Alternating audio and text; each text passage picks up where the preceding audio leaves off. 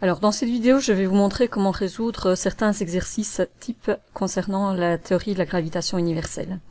Dans cet exercice, on nous parle du Soleil, on nous dit qu'il est au centre de la galaxie, il est ici, au centre de notre galaxie qu'on appelle la Voie lactée, et on me parle de la distance entre le centre de la galaxie et le Soleil, et on me dit que cette distance d est de 30 000 années-lumière, c'est-à-dire 2,8 fois 10 exposant 17 km.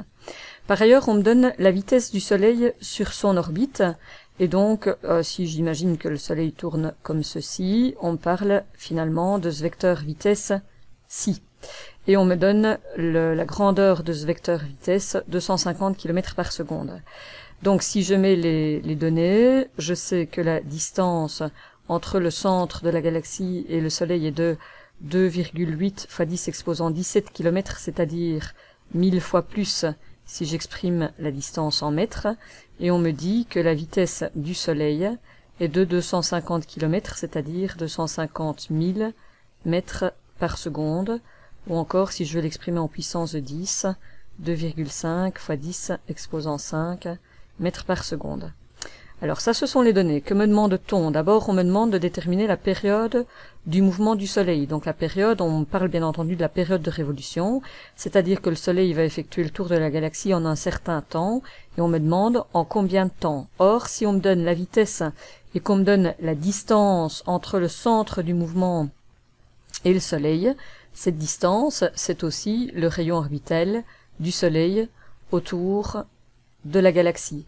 Et donc, simplement, si on exprime le fait que la vitesse dans un mouvement circulaire uniforme soit donnée par le périmètre parcouru pendant une certaine période, la période, c'est la période de révolution du Soleil, qui tourne autour du centre de la galaxie, et donc R ici, c'est le rayon orbital entre le Soleil et la galaxie, alors on peut très facilement tirer la valeur de la période du Soleil en disant qu'il s'agit de 2πr distance Soleil-galaxie, divisé par la vitesse de révolution du Soleil.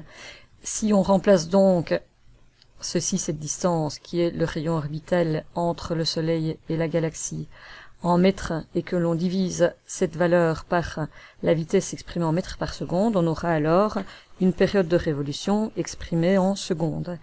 Et on va obtenir 7,0 fois 10 exposant 15 secondes. Alors, sachant que dans une minute, il y a 60 secondes, que dans une heure, il y a 60 minutes, que dans un jour, il y a 24 heures, et que dans une année, en moyenne, il y a 365,25 jours.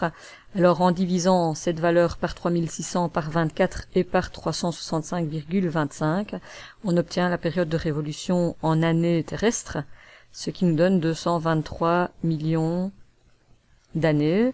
Alors ceci n'est pas demandé dans l'énoncé, c'est juste pour avoir une idée. Donc le Soleil effectuera le tour de la galaxie en 223 millions d'années. Alors la deuxième question qui nous est posée est quelle est l'ordre de grandeur de la masse de notre galaxie. Et donc finalement on me demande la masse du corps hypermassif qui fait que le Soleil tourne autour du centre de la galaxie. Et donc je peux imaginer que toute la masse de la galaxie est centrée ici, en son centre de masse, et que le Soleil tourne autour. Et donc du coup, on a un problème de symétrie circulaire. Ici, au centre, on peut concentrer toute la masse de la galaxie, et ici, on va indiquer le Soleil. Entre le nombril de la galaxie et le nombril du Soleil, il y a une force. On va dire que c'est la force qu'exerce la galaxie sur le Soleil, comme on l'a exprimé précédemment. Et si je trace également la vitesse du Soleil, dans une autre couleur parce qu'il ne s'agit pas d'un vecteur force, mais bien d'un vecteur vitesse, alors je remarque que cette force agit perpendiculairement au vecteur vitesse. C'est donc une force à caractère centripète qui est responsable de la déviation du vecteur vitesse du Soleil, c'est-à-dire de la rotation du Soleil autour du centre de la galaxie. Et donc, on sait que pour trouver la masse de l'astre central, il suffit de faire l'étude de cette force de deux façons, en disant tout d'abord que cette force que la galaxie exerce sur le Soleil possède un caractère centripète, et que c'est donc elle qui fait tourner la masse de notre Soleil à une certaine vitesse autour de son rayon orbital, r étant donc le rayon entre le Soleil et la galaxie. Donc r, eh bien, cette distance-ci. Ça, c'est la première façon de voir la force. La deuxième façon, c'est de se dire que cette force est une force de nature gravitationnelle, c'est-à-dire qu'il s'agit d'une attraction universelle entre deux masses, d'une part la masse du Soleil, d'autre part la masse de la galaxie, et les deux sont situés à une certaine distance l'une de l'autre, cette distance n'étant rien d'autre que le rayon orbital du Soleil autour de la galaxie. On peut faire l'égalité entre ces deux expressions d'une seule et même force.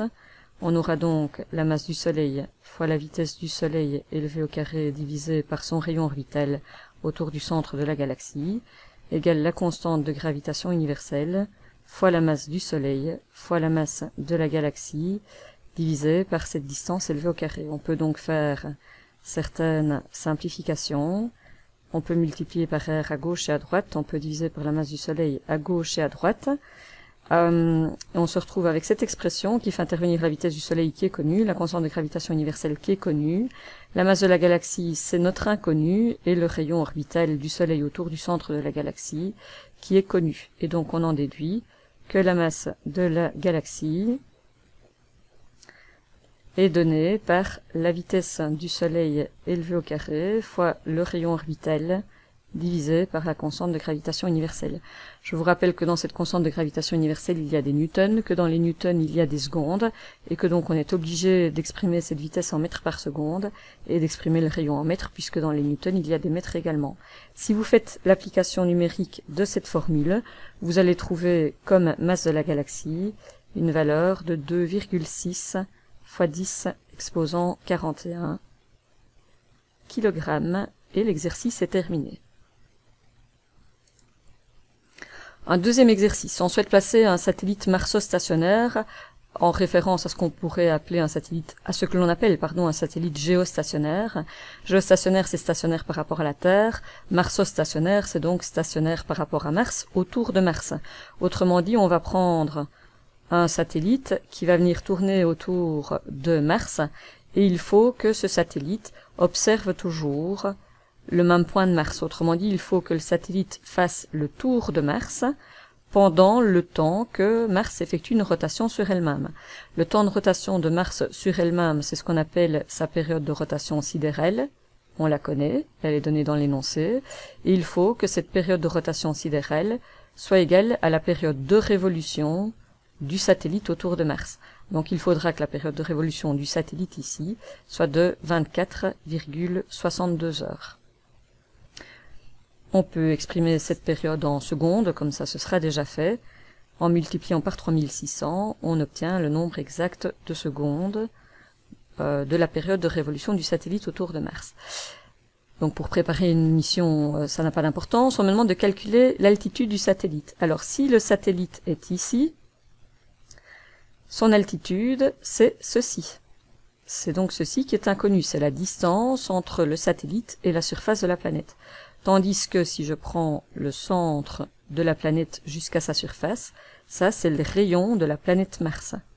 Donc ça c'est le rayon planétaire, ça c'est son altitude, ce qui veut donc dire que le rayon orbital du satellite autour de Mars n'est rien d'autre que le rayon de la planète Mars plus l'altitude du satellite.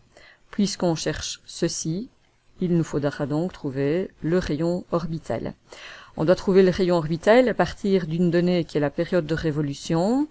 Par contre, on ne possède pas la vitesse, mais il y a une autre donnée qui n'a pas été utilisée, qui est la masse de la planète Mars. Et cette masse vaut 6,42 fois 10 exposant 23 kg. Alors, dans ce problème, j'ai de nouveau la masse de l'astre central et un objet qui tourne autour de l'astre central. Donc c'est exactement le même cas de figure finalement que ce qui précède. Je peux regarder le satellite qui est ici, qui tourne autour du centre de la planète Mars. Et donc entre le nombril de la planète Mars et le nombril de Mars, il y a une attraction. ceci est la force que Mars exerce sur le satellite, qui possède une réciproque, mais dont on se fiche dans cet énoncé. Cette réciproque, c'est la force que le satellite exerce sur Mars.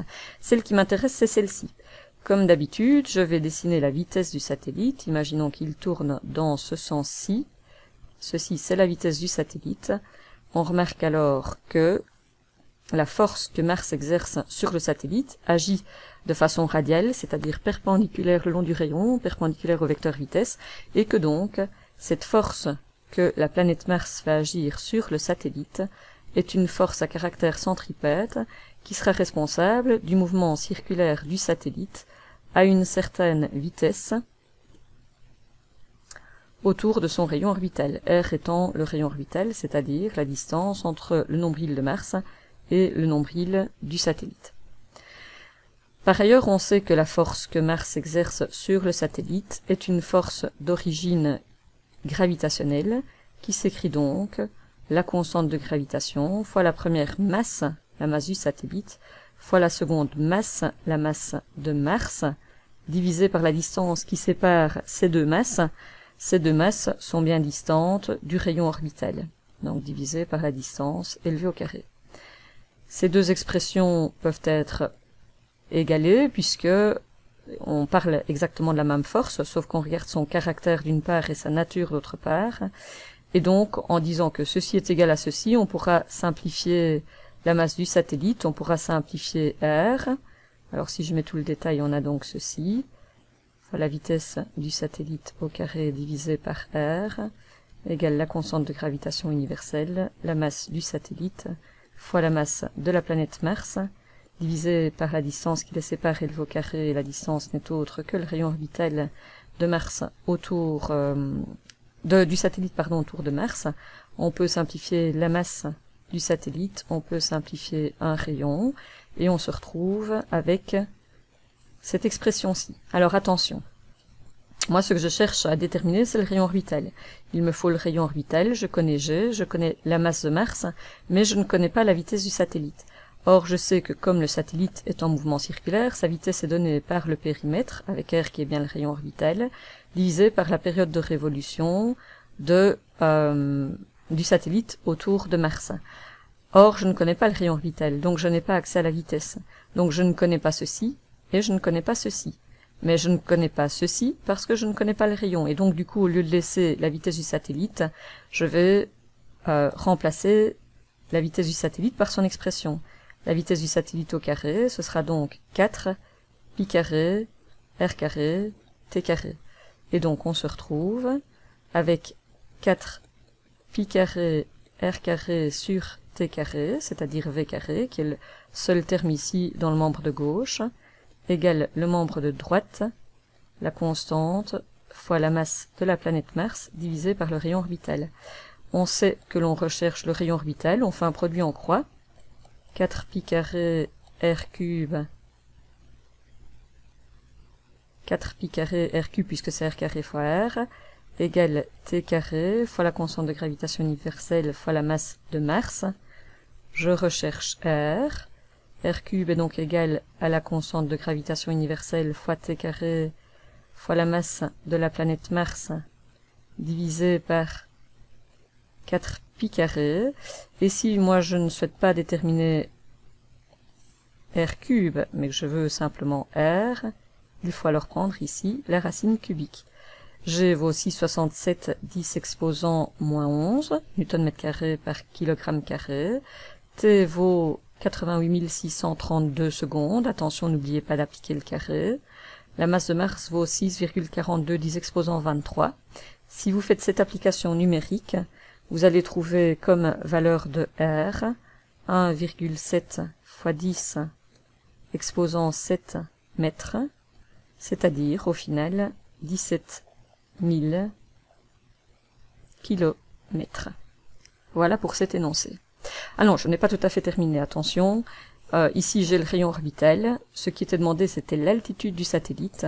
Pour trouver l'altitude du satellite, on devra donc soustraire du rayon orbital, qui est tout ceci, on devra soustraire le rayon de la planète Mars. Et donc, il faudra faire 17 000 km moins 3398 km. Et vous trouverez en kilomètres l'altitude du satellite dont il est question. Exercice suivant. Dans cet exercice, on parle de tous les satellites de Saturne. D'Uranus, excusez-moi.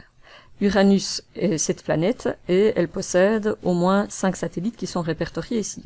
Pour chacun des 5 satellites, on me donne la période et pour les 4 satellites sur les 5, on me donne R en kilomètres qui est le rayon orbital, c'est-à-dire le rayon des trajectoires. Le rayon des trajectoires, c'est bien le rayon orbital, c'est-à-dire la planète, la distance, excusez-moi, entre le satellite et la planète Uranus. Donc, Miranda tourne autour de Saturne, d'Uranus, pardon, je vais y arriver, Ariel pareil, Ombriel pareil, Titania et Oberon. Ce sont donc tous des cailloux, toutes des masses qui possèdent un centre commun. Et quand on a toutes des masses en mouvement circulaire uniforme autour d'un astre commun, on peut utiliser la troisième loi de Kepler, et la troisième loi de Kepler nous dit que t carré sur r cube est une constante qui ne dépend au final que de la masse de l'astre central. Ce qui nous est demandé ici, c'est de déterminer le rayon, la trajectoire d'un Brielle. En effet, ce rayon est inconnu, mais je connais sa période, et par ailleurs, je connais la période et le rayon orbital d'un autre satellite, et donc je peux écrire que t de Miranda au carré divisé par le rayon orbital de Miranda au cube, donc entre Miranda et Uranus, est égal à la période de révolution de Ombriel au carré, divisé par le rayon orbital entre Ombriel et Uranus au cube. Je cherche, moi, le rayon d'Ombriel, donc le rayon orbital d'Ombriel autour d'Uranus élevé au cube, est égal à t de Ombriel au carré, divisé par t de Miranda au carré, fois le rayon orbital de Miranda autour d'Uranus, élevé au cube. Ce que je peux encore exprimer comme ceci, t de Ombriel, divisé par t de Miranda, le tout au carré, fois r, donc le rayon orbital de Miranda autour d'Uranus, élevé au cube. Ceci me donnera le rayon orbital d'Ombriel autour d'Uranus au cube. Si je veux juste le rayon, il faut prendre la racine cubique ici et la racine cubique ici. Ici, remarquez que c'est un rapport, donc il n'aura plus d'unité. Alors ici, les périodes sont données en secondes. Donc je vais diviser des secondes par des secondes, je n'aurai plus d'unité. N'oubliez pas d'appliquer le carré sur le rapport. Multiplié par le rayon de Miranda autour d'Uranus, ce rayon est exprimé en kilomètres. Comme ce rayon est exprimé en kilomètres, je peux le laisser en kilomètres. J'aurai des kilomètres élevés au cube, dont je reprendrai la racine cubique et je trouverai donc directement un rayon orbital en kilomètres. Si vous faites la résolution, l'application numérique de cette relation, vous allez trouver 2,65 fois 10 exposant 5 km, c'est-à-dire 265 000 km. Et c'est tout à fait cohérent parce que 265 000 est bien compris entre 192 000 et 438 000. Ombriel est bien entre Ariel et Titania. Voilà pour cet exercice. Un dernier exercice que vous pourriez rencontrer, enfin un dernier type d'exercice, on me donne des informations sur la masse de la Terre qui vaut 81 fois celle de la Lune, donc je peux commencer par prendre les informations de façon plus schématique. La masse de la Terre égale 81 fois la masse de la Lune. Son rayon, donc le rayon de la Terre, vaut 11 tiers de fois le rayon de la Lune, et on me demande d'établir le rapport, donc la question c'est un rapport, entre le poids lunaire et le poids terrestre d'un astronaute. Alors qu'est-ce que le poids lunaire de l'astronaute? Eh bien son poids, c'est ceci, ce n'est autre que la force d'attraction que la Lune exerce sur lui. tandis que son poids sur Terre est ici, et c'est la force que la Terre exerce sur lui. Comme cet astronaute a les pieds posés sur Terre, on pourrait utiliser la masse de l'astronaute fois le petit g, qui est le facteur gravifique de la Terre. On n'est pas censé connaître par cœur le facteur gravifique de la Lune, donc on ne peut pas utiliser le petit g de la Lune. Et comme par ailleurs la masse de la Terre est donnée en fonction de celle de la Lune, et que le rayon de la planète Terre est donné en fonction du rayon du satellite Lune, eh bien je vais exprimer ces deux forces-là de façon semblable, en disant, on me demande le rapport entre le poids lunaire, c'est-à-dire la force que la Lune exerce sur l'astronaute, et le poids terrien, c'est-à-dire la force que la Terre exerce sur l'astronaute. Cette force est une force d'origine gravitationnelle entre la masse de l'astronaute et la masse de la Lune. La distance entre le nombril de l'astronaute et le nombril de la Lune, c'est plus ou moins égal au rayon de la Lune, distance élevée au carré. Normalement, au rayon de la Lune, on doit ajouter la distance entre le nombril de l'astronaute et la surface de la Lune, mais c'est tout à fait négligeable par rapport au rayon du satellite Lune. Le tout divisé par la force d'attraction entre la Terre et l'astronaute, c'est-à-dire le poids de l'astronaute sur Terre, qui n'est autre qu'une attraction gravitationnelle entre la masse de l'astronaute et la masse de la Terre, divisé par la distance qui sépare le nombril de l'astronaute du nombril de la Terre. C'est exactement la même chose que précédemment, c'est le rayon de la planète Terre élevé au carré. Alors, pour info, cette force possède sa réciproque qui agit sur le centre de la Terre et sa réciproque ici qui agit sur le centre de la Lune, mais on n'en a pas besoin pour résoudre cet énoncé. On me demande ce rapport-ci, je peux diviser ceci et ceci, je peux diviser ceci et ceci. Je me retrouve donc avec un rapport de deux fractions, celle-ci divisée par celle-ci, et quand on divise une fraction par une autre, c'est la même chose que, ou quand on divise une fraction plutôt, c'est la même chose que multiplier par l'inverse de cette fraction. Donc j'ai ceci. Finalement, je vais mettre ensemble ce qui se ressemble, mais c'est pas tout à fait obligatoire. Le rayon de la Terre divisé par le rayon de la Lune, et je peux dire que j'élève le tout au carré. La masse de la Lune divisée par la masse de la Terre. Si j'ai cette égalité-ci, alors je peux déduire que la masse de la Lune divisée par la masse de la Terre, c'est 1 divisé par 81. Et à partir de cette deuxième relation, je pourrais exprimer que si j'ai besoin du rayon de la Terre, donc de la planète Terre divisé par le rayon du satellite Lune, le rayon de la Terre divisé par le rayon de la Lune, ça vaut 11 tiers.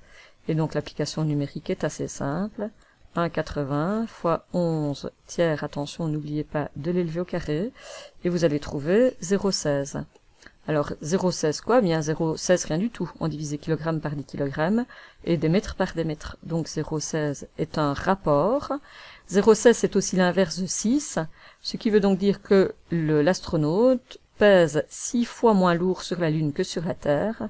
Il est attiré vers le sol 6 fois moins fort lorsqu'il est sur la Lune que lorsqu'il est sur la Terre. Et voilà, cet énoncé est terminé.